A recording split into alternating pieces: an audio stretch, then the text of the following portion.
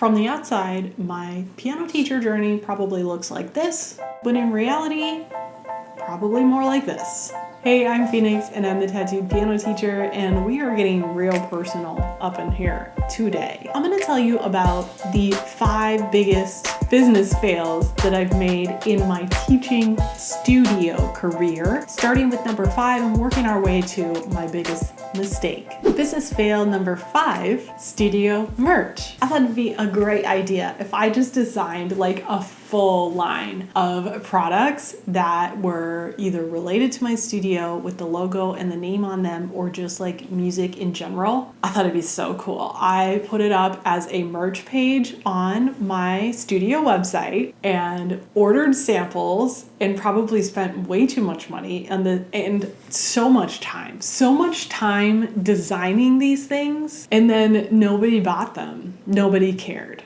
Nobody. Also, this metronome design that I made, I thought was hilarious. My students were all like, yeah, I don't get it. Business fail number 4, not having studio policies. So at the beginning of my journey, I taught for a music store for a few years as a piano teacher, and then I branched off and started my own studio. I started small and sort of on the side of my daytime job, which I think is a great way to start your own studio. If you're thinking about starting your own studio, by the way, I have a free email challenge. Make sure we get in touch with the link down in the description. But I kept things pretty casual, handwritten invoices, and accepting like any form of payment whatsoever, basically on any day. There were no late fees. It was just all very casual. I wanted my piano families to feel like they were my best friend, which is great, but I did not even bother to like write any policies. In fact, I remember crafting my mission statement. My mission statement as a piano teacher was 1 page long, and I spent so much time making that, but didn't bother to even write a 1-sentence like policy as far as like expectations of my students or paying me or anything like that. Honestly, the result of this, it wasn't too bad. Most people paid me on time. Some people didn't. Some people never paid me for their last few lessons and then quit. Some people paid me in really inconvenient ways at really inconvenient times instead of what would have been a better time, but I didn't tell them what I wanted them to do, so how would they know?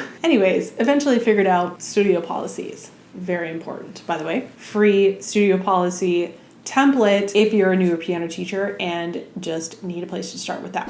Business fail number 3, offering a deal. So back in the day, when I first started my studio, the marketing platform of choice was Craigslist. And I put a deal out there to get my first like at-home students. I'd been teaching for quite a few years in the store, but to get my students, I put an ad on Craigslist offering a summer deal. And here's what I learned from that.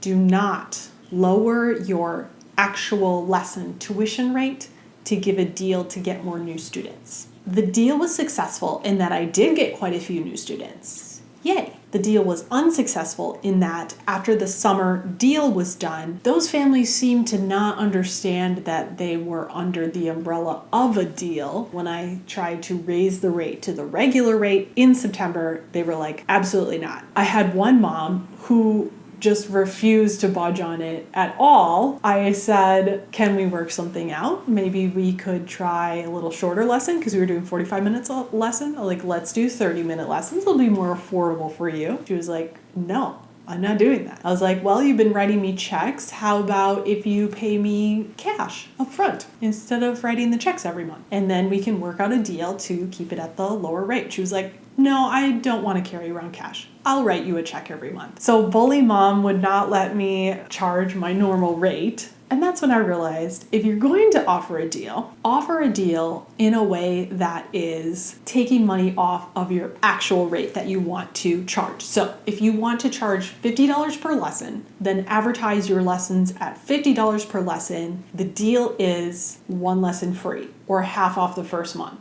or however you want to do your deal, but don't lower the per lesson rate, because that is the dollar amount that will be forged into those new students' memories forever and ever, and they will not want you to raise it. And if they're a bully, will not let you raise it. have a lot of stories about that bully mom, but thankfully I no longer have to deal with her. Biggest studio business fail number 2, renting a studio space. I don't think that renting a studio space is inherently bad, but for me at the time that I did it, it was. So what you see here is my current studio main space. It is in my living room. There is a beautiful thing about having a studio in your living room, and that is no overhead costs. But there are also some disadvantages, which I'm sure you're aware of having little people coming in and out of your house every day.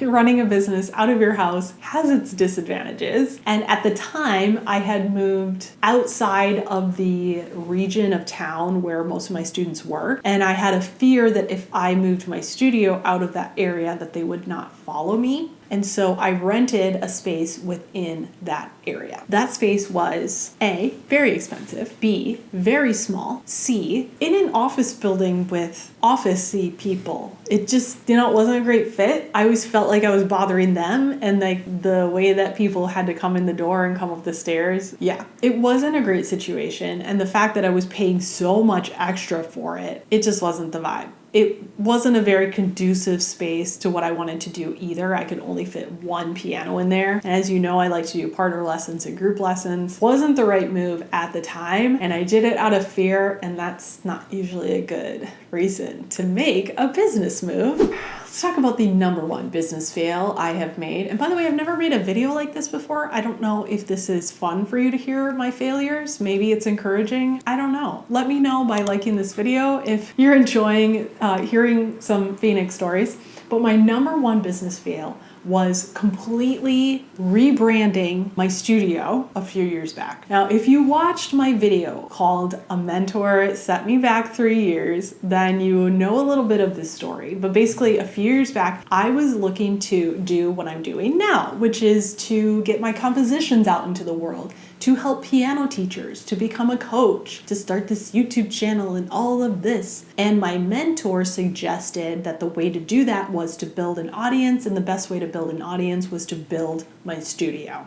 Anyways, you can hear the full mentor side of the story here. But long story short, I completely rebranded my studio. It had a name, a logo, a website. I threw all that out the window. I gave it a new name. I gave it a new logo. I built a brand new website, and I rebranded it as Music Lessons instead of Piano Studio. Okay, so, and I hired 2 teachers right away, and I put this like big thing up on the website of like, hey, do you want to become a music teacher and help kids? Well, I can be your mentor. And so I had like a place on the website where people interested in like guitar lessons or voice lessons or trumpet or violin could like fill out a form to hear more about lessons.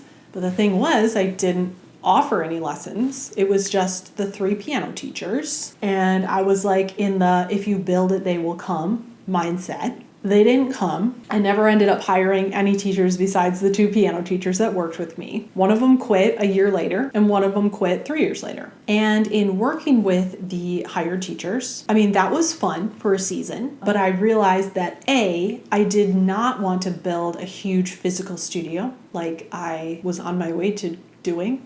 B, I didn't really like managing other teachers so much. C, I was stuck doing more administrative work and less creative work, which was the opposite of what I wanted. So now I was stuck down this path. I had this brand that was advertising to the world that we're going to be the biggest lesson studio in the urban area, and we're going to offer all sorts of lessons, and come get hired by me because I'm going to be a big studio manager. And then I realized I don't even want one hired teacher. I only want to do this by myself.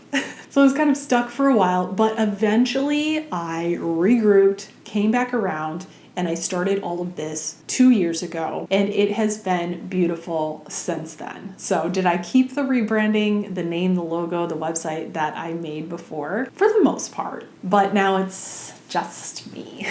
So if you are a new piano teacher just getting started, I will link those policies down below, along with a link to my resources. I do have some free resources for piano teachers as well on my website. If you need personal coaching, I offer that as well. And if you're just starting out and you want some help with the behind the scenes, setting up your website, getting your logo and name all figured out, I have a free email challenge that kind of walks you through the 12 steps to get your studio started. And if you're interested in watching more Phoenix failures, why don't you check out the video I mentioned before?